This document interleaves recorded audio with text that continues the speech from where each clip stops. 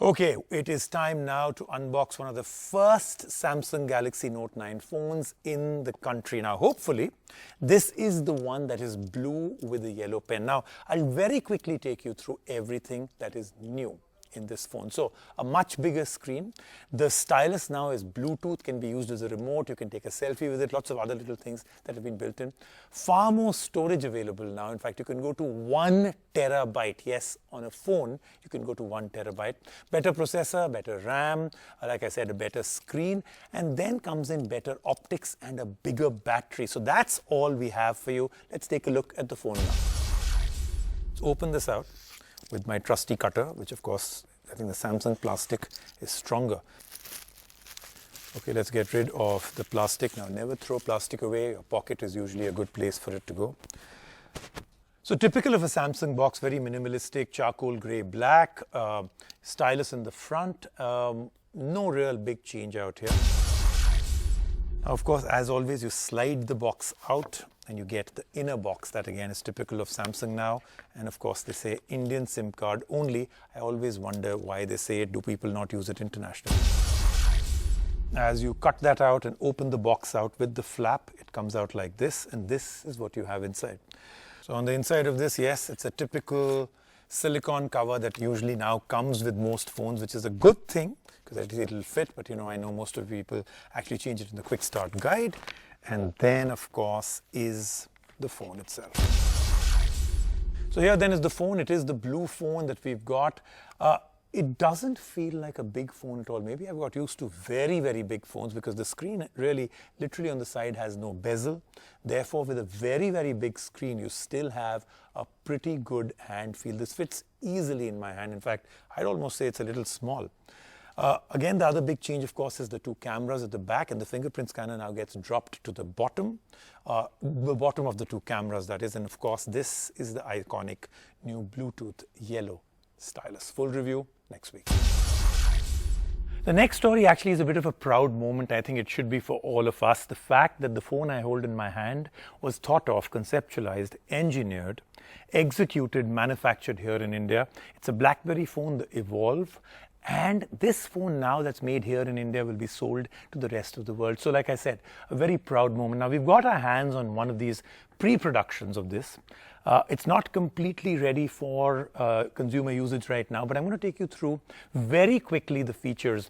When we do the proper review of this phone in a week or so, I'll take you through both the Evolve and its big brother, all the features and a hands-on review. Right now, let's take a quick look at this phone. It's time to raise the curtain for a new form of BlackBerry. This is the BlackBerry Evolve, and true to its name, it seems to have evolved quite a bit. Let's take a quick look at what this sturdy beauty packs in. For one, there is no physical keypad. The phone supports a large 5.9-inch touchscreen along with a touchpad that pops up when you want to type anything. The phone itself has a robust yet slim design. It has a nice rubber back which gives good grip once held. This is the first BlackBerry device to have Corning Gorilla Glass 5 protection. Not just looks, the BlackBerry Evolve rides high on security as well. It has the password protection apps as well as BlackBerry's Detect app that monitors what permissions have been given to which apps. Under the hood, the Evolve has a Snapdragon 450 chipset along with a 4 GB RAM. It also has a large 4000 mAh battery along with Qualcomm Quick Charge 3.0. On the optics front, there is a dual rear camera setup with a double 13-megapixel lens. The images do give depth and real-time bokeh. The front camera has a 16-megapixel sensor for low-light photography. In fact, BlackBerry claims that it is a smart tetra-pixel front camera which merges 4 cells into one in low light. There is face unlock on the phone which can work in low light conditions as well. The Evolve packs in Dolby Audio and has been priced at 24,990 rupees for the 4 GB RAM variant. Let's move on now to our next top story. This is, of course, from Huawei. Yes, one more phone coming in. This company is on an epic epic role between Huawei, the brand that's in India, and Honor that already was. I think we're getting a new phone, every 2 to 3 weeks? And this is great momentum because they're yet to really have a phone that hasn't sold well. So they're doing well, and I'm predicting big things for even this one. This is the Nova 3 from Huawei. First time they're bringing this series into India. And once again, as you pick up this phone, the first thing that this phone screams at you in a very subtle way is class, sophistication, premium. Beautiful looking phone. I mean, this is epic design in every which way. Has that entire color feel. In fact, depending upon what kind of light you're in, the back changes. So I'm getting purple and blue and turquoise right now. And if I take this phone into another light, it'll turn to a whole new array of colors. Brilliant optics at the back, fingerprint scanner, like I said, great finish at the back, a notch screen, camera in the front, good battery life, even though it's a very, very thin phone. AI baked into the phone, has GPU turbo. So it's a top of the line, near flagship phone, but not at flagship prices. Let's take a look. New has a new name at Huawei, quite literally. This is the Nova series by the company. Nova is Latin for new, which just might be everything that the Nova 3 packs in. The series is pegged to be in the premium mid-segment range by the company. This year, I think is very important for Huawei brand for India, because we formally, introduced that our flagship product, the Mate 20 Pro and Mate 20 Lite, to India in Q2. And for Q3, we just launched our Nova series. This is also very important that the product in the Huawei family. That we do believe that AI that will be the future and of the smartphone. And last year that in Europe that we launched the global first AI chipset.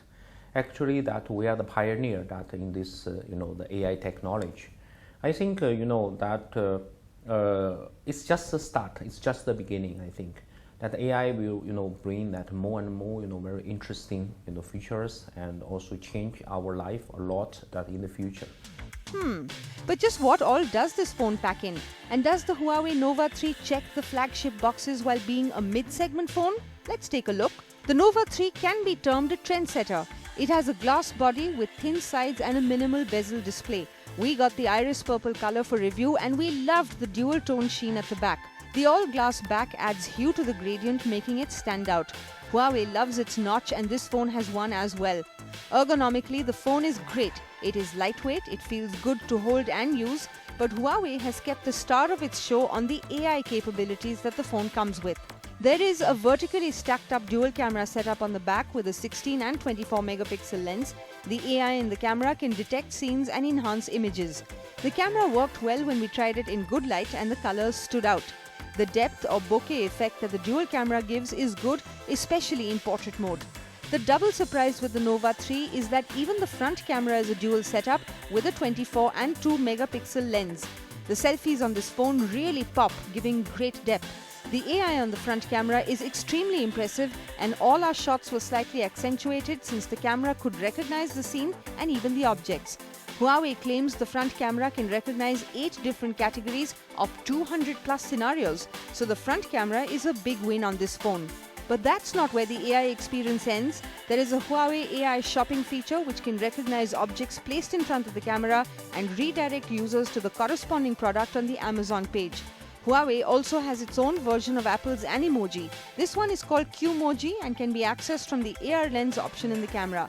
The experience was a tad slow, but it is a fun feature that has been integrated. Coming down to what could be the curtain raiser for this phone, its high-end chipset. Well, the Nova 3 sports a KIRIN 970, a hyper-fast mobile chip with a neural processing unit. This chip was previously only seen in Huawei's flagship P20 Pro. It's a powerful phone with a huge 6GB of RAM. The performance we experienced on this phone was good and even multitasking seemed like a breeze. The Nova 3 addresses gamers too with support for Huawei's proprietary GPU turbo graphics processing technology. Playing a game for half an hour on this phone felt comfortable and the phone did not give any lag nor did it heat up. The large 6.3-inch screen has a full HD Plus display which is also an add-on for gamers. It's a good enough screen size to watch videos on as well and the colors on the display are crisp. As for the battery, it packs in a 3750 mAh battery which can run 1 day on normal usage. To unlock this phone, there is a rear-mounted fingerprint scanner which works well, and there's also face unlock. This worked fast when we tried it. There is an infrared sensor that can come of use when unlocking this phone in a dark environment. The Nova 3 comes in 16GB RAM and 128GB storage variant, which has been priced at 34,999 rupees. And now for our verdict. The Huawei Nova 3 seems like an all-rounder. It has an excellent camera, with the cherry on the cake being the AI in its optics. It is a gamer's delight with GPU turbo support, and it is a powerhouse with the high-end KIRIN 970 chipset. It certainly checks a lot of the right boxes to be a great premium mid-segment phone at 34,999 rupees, and if that's your budget, this is a good choice.